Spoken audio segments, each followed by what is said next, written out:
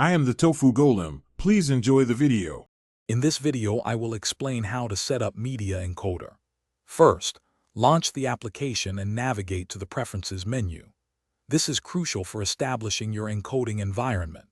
You'll want to configure general settings, such as memory allocation and concurrent encodes, to ensure smooth operation.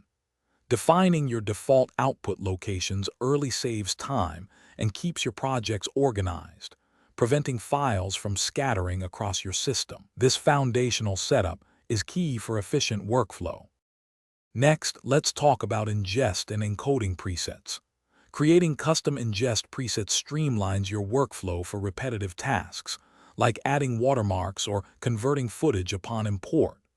You should define specific encoding settings for different platforms, such as YouTube, Vimeo, or Broadcast, ensuring your output meets their exact specifications. Saving these frequently used export configurations will drastically reduce setup time for future projects, making your encoding process much more efficient and consistent.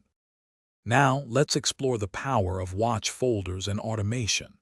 Setting up watch folders allows Media Encoder to automatically process files dropped into a specific directory.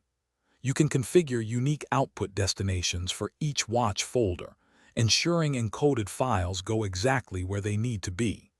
This feature is incredibly powerful for automating repetitive encoding tasks, saving you significant time and effort. Imagine simply dropping a file and having it encoded and moved without any further interaction from you. Finally, let's discuss performance and troubleshooting. To optimize performance, adjust settings like hardware acceleration and maximum concurrent encodes.